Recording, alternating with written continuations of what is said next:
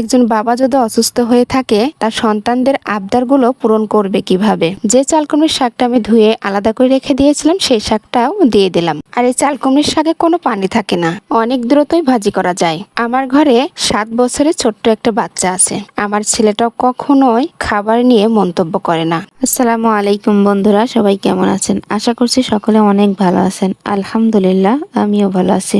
চাচি শাশুড়ির বাড়িতে গিয়েছিলাম বেড়াইতে, গিয়ে দেখি চাচি শাশুড়ি মাঠ থেকে শাক তুলে নিয়ে আসছে, তাও আবার কলমির শাক। সে কলমির শাক দিল আর বলল জাংলে থেকে পুঁই শাক পেরে নিয়ে যাও। যেহেতু ভাজি করব কলমির শাকের সাথে, সেজন্য আমি পুঁই শাকের ডাঁটা নিয়ে নি, শুধু পাতায় নিয়েছি।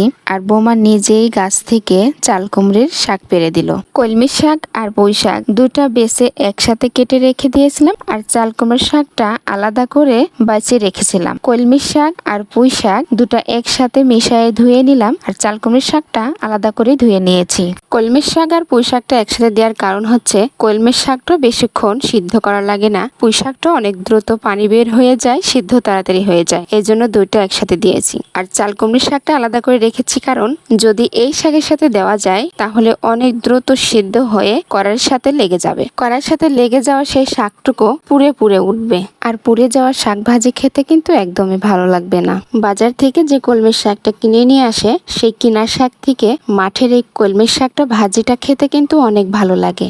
আর তার সাথে যদি থাকে চিংড়ি মাছ। শাকগুলো ধুয়ে রেখে দিয়েছিলাম, সেটাই এখন কড়াইয়ের উপরে দিয়ে দিলাম। আর পেঁয়াজ, রসুন, কাঁচা মরিচ, সাথে কিছু শুকনা মরিচও কেটে রেখে দিয়েছি। শাক ভাজিতে শুকনা মরিচ দিলে ভাজিটা সুন্দর একটা বাসনা লাগে, খেতেও অনেক ভালো লাগে। শাকে সবকিছু দিয়ে দিয়েছি, তার সাথে পর্যাপ্ত পরিমাণে লবণও দিয়ে দিলাম। মাচার পরে খড়ির উপরে একটা ফড়িং এসে বসেছে। ছোটবেলায় এই ফড়িং অনেক ধরেছি।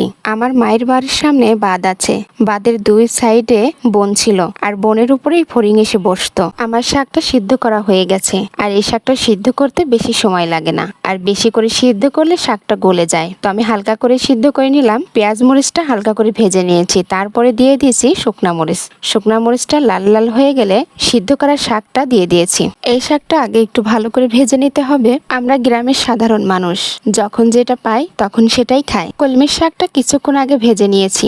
যে চাল কুমড়ির শাকটা আমি ধুয়ে আলাদা করে রেখে দিয়েছিলাম সেই শাকটাও দিয়ে দিলাম। আর এই চাল কুমড়ির শাকে কোনো পানি থাকে না, অনেক দ্রুতই ভাজি করা যায়। আমার ঘরে 7 বছরের ছোট্ট একটা বাচ্চা আছে।